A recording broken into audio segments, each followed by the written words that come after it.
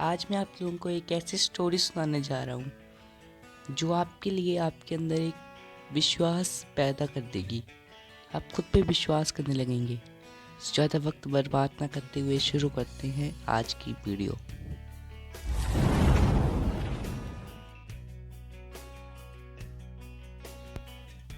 एक लड़का था। उसका सपना था कि वो सबसे अमीर आदमी बने अपने शहर का। वो इस सपने के लिए बहुत मेहनत भी करता था और जैसे जैसे धीरे धीरे वो बड़ा होता गया, वो अपने सपने के लिए मेहनत करता गया। और एक दिन उसने अपना एक बिजनेस शुरू कर दिया। वो अभी तक शहर का सबसे अमीर आदमी नहीं बना था, पर उसने अपना बिजनेस स्टार्ट कर दिया था। कुछ समय तक उसका बिजनेस बहुत अच्छा चला, पर कुछ समय बाद उसकी कंपनियों में कुछ प्रॉब्लम आने लगी और धीरे धीरे उसकी कंपनी बंद होने लग पड़ी। और एक टाइम ऐसा भी आ गया जब उसके ऊपर लोन आ गया और उसकी सारी कंपनियां बंद हो गई। वह हिम्मत हार चुका था इस समय। और ऐसे ही लोग आते थे उससे और उससे उसका लोन मांगते थे जो उसने लिया था, और वो लोन को नहीं दे पाता था और पूरा दिन वो उदास ही रहता था। इसी तरह एक दिन वो लड़का एक पार्क में गया। वहाँ पे वो एक बेंच में उदास होकर बैठा हुआ था। तभी सामने से एक बूढ़ा आदमी आया। उस आदमी ने उससे पूछा कि तुम इतने उदास क्यों हो? तब उस लड़के ने कहा कि आप मेरे से मत पूछें और मुझे ऐसे रहने दें। उस आदमी ने फिर से पूछा, तुम इतने उदास क्यों हो? क्या पता मैं तुम्हारी कुछ मदद ही कर पाऊँ।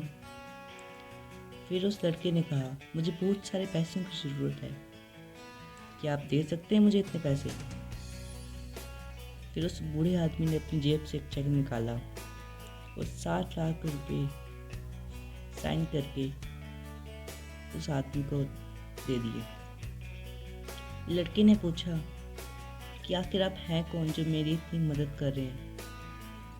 फिर उस बूढ़े आदमी ने कहा कि मैं इस शहर का सबसे अमीर आदमी हूँ। वो लड़का बहुत खुश हो गया और उसने कहा कि 1 साल बाद हम यहीं मिलेंगे और मैं आपको आपके पैसे वापस कर दूंगा। फिर दोनों अपने अपने काम पर वापस चले जाते हैं और वो लड़का बहुत खुश होकर पार्क से चला जाता है। फिर जब वो बैंक जा रहा होता है वो चेक को निकलवाने, तब वो सोचता है कि अगर कोई आदमी जो मुझे जानता तक नहीं, वो मेरे पर विश्वास करके मुझे इतने पैसे दे सकता है, तो खुद को तो मैं इतने अच्छे से जानता हूँ, मैं खुद पे विश्वास नहीं कर सकता। ये सोचते हुए वो लड़का वापस आ गया और फिर उसने सोचा कि अब मैं इस चेक का यूज़ नहीं करूँगा और अपनी मेहनत के दम पे अपना बिजनेस फिर से स्टार्ट करूँगा। वो दिन रात मेहनत करता गया और एक दिन उसने अपनी कंपनी फिर से स्टार्ट कर दी और देखते देखते वो शहर का सबसे अमीर आदमी बन गया। फिर वो बहुत खुश हो गया कि अब मैं शहर का सबसे अमीर आदमी हूँ। तो देखते देखते 1 साल भी निकल गया। फिर उसको याद आया कि हमने तो वहाँ पे मिलने का वादा किया था, और वो 1 साल बाद उस चेक को वापस लेके वहाँ चला गया और बहुत खुश था कि मैं जब उनको बताऊँगा कि मैंने ये चेक यूज़ नहीं किया तो वो भी बहुत खुश होंगे। वो वहाँ पे पार्क पे अकेला बैठा था और उनका इंतज़ार कर रहा था, पर अभी तक 1 घंटे होने के बाद भी वो अभी तक नहीं आए थे।